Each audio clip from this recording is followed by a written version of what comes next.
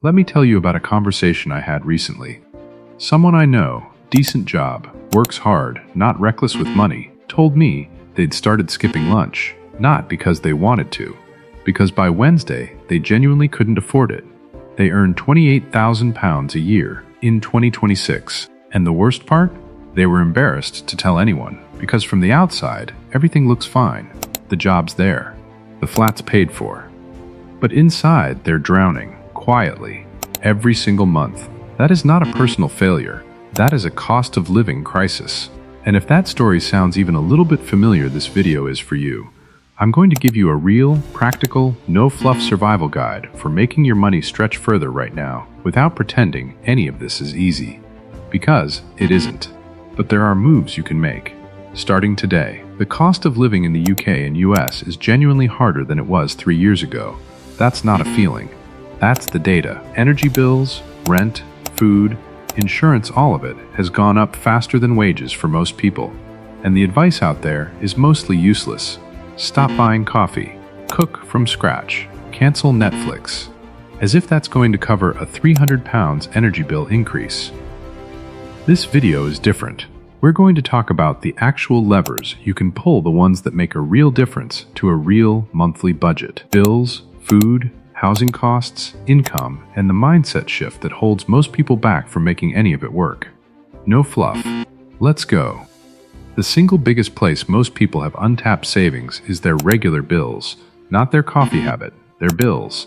Let's go through them one by one. Energy. In the UK, the energy price cap changes quarterly, but most people are on a default tariff that is almost never the best deal available. Go to USwitch or Money Supermarket right now.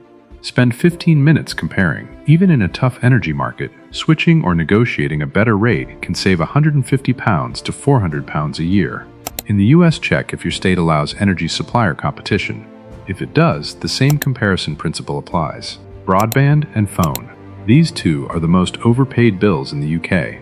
The moment your contract ends, your provider puts you on their most expensive tariff, automatically banking on the fact that you won't notice. Call them. Tell them you're leaving. In the majority of cases, they will offer you a significantly better deal within 60 seconds to keep your business. This works almost every time. UK customers who do this save an average of £180 per year on broadband alone. Insurance, car, home, contents. Never auto-renew. Every single year, get a new quote from a comparison site. Compare the market. Go compare Money Supermarket in the UK before your renewal date.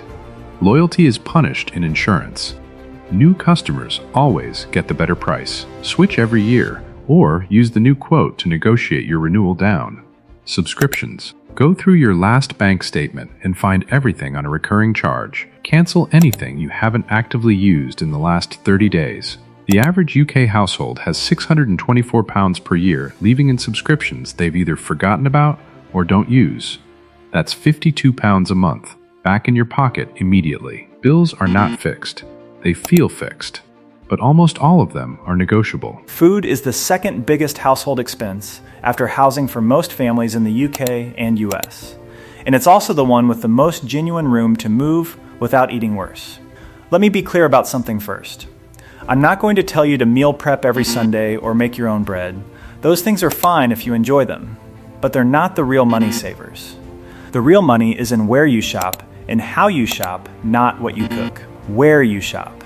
In the UK, the difference between doing your weekly shop at Waitrose versus Aldi or Lidl for an identical basket of food is, on average, £30 to £50 per week. That's £130 to £200 per month. The products at Aldi and Lidl are not worse.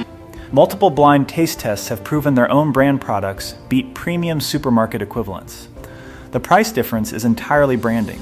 In the US, Aldi exists there too, and the same principle applies. Trader Joe's over Whole Foods, store brands over name brands. How you shop. Never shop hungry. It sounds obvious because it is, but the average person spends 17% more on groceries when they shop hungry. Write a list before you go. Stick to it.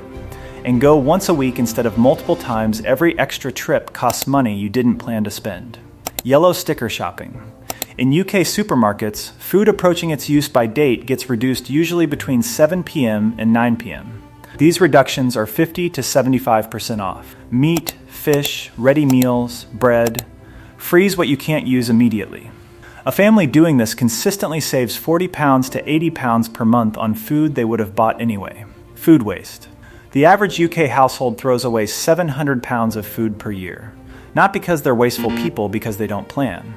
A rough weekly meal plan, not rigid, just a loose idea of what you're eating, cuts food waste and reduces the number of emergency takeaway orders significantly. Housing is the biggest expense for most people, and it's the hardest one to move. So let's be honest about what's actually possible here. If you're renting, your options are negotiate your renewal, find a cheaper place, or take in a lodger or flatmate. That's it. But all three are worth considering seriously. Negotiating your rent renewal is more possible than people think.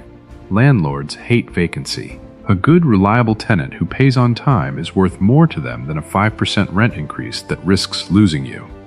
If your landlord raises your rent at renewal, don't immediately accept. Ask politely, directly, with a good reason. I've been a reliable tenant for 2 years and I'd like to stay. Is there any flexibility on this increase? Many people who ask get something. Most people don't ask. Taking in a lodger. In the UK, the rent-a-room scheme lets you earn up to £7,500 per year tax-free from renting out a furnished room in your home. That's £625 a month completely tax-free. In the US, rental income rules vary by state, but the principle is the same. A spare room is a potential income stream. If you're a homeowner on a variable rate mortgage, speak to a broker. Not your bank, a broker. They have access to deals your bank will never offer you. Remortgaging at the right moment can save hundreds of pounds a month. Housing feels immovable, but there is almost always something. You just have to be willing to ask the uncomfortable question. Here's something nobody says loudly enough in cost of living content. There is a floor to cutting. At some point, you cannot cut anymore. You've already canceled the subscriptions. You're already shopping at Aldi. You're already on the best energy tariff. And it's still not enough. When that's the situation, and for a lot of people, it is the only real answer is more income. Not as a failure. Not as an extra burden. As the next logical step. The fastest ways to add income right now in 2025, in order of speed, sell what you already own. eBay, Vinted, Facebook Marketplace. Most people have £200 to £500 of sellable items in their home right now. That's an immediate injection of cash with zero ongoing commitment. Ask for a pay review. Uncomfortable? Yes. Effective? Consistently. The majority of people who ask for a pay rise get something. The majority who don't ask get nothing. Prepare 3 points: your contributions, the current market rate for your role, and what you're asking for. Then have the conversation. 1 extra income stream. Tutoring, freelancing, reselling, renting a parking space. We covered 5 options in full in our Side Hustles video linked in the description. Even £150 to £300 extra per month changes the entire texture of a tight budget. Cutting and earning are not opposites. The strongest financial position is doing both at once. One last thing, and this one matters more than any of the practical tips. The cost of living crisis does something really specific to people's relationship with money. It makes them stop looking, because looking feels too painful. So they stop checking the bank account. They stop opening the bills. They go numb and they hope things somehow sort themselves out. They don't. They get worse. Every month of not looking costs more than the month before.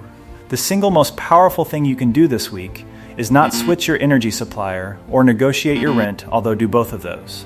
It's to sit down for 30 minutes, open every account, look at every bill, and know exactly where you stand. The number, however bad, is always less scary than the thing you've been imagining it is. Knowledge is the beginning of every financial fix. You cannot fix what you cannot see. So look, this week, today, open the app, run the numbers. Then use this video as your starting point. You're not failing, you're just working with a map for the first time. Let's bring it all together. Your bills, compare them, call your providers, cancel what you don't use. Your food, switch where you shop, not what you eat. Your housing, ask the uncomfortable question, because most people who ask get something. Your income, remember that cutting has a floor, and 1 extra income stream changes everything. And your mindset, open the accounts, face the numbers, and start from where you actually are. That's the survival guide. It's not glamorous, but it's real. And every single thing in this video is something you can start this week. Now, before you go, I want you to drop one comment.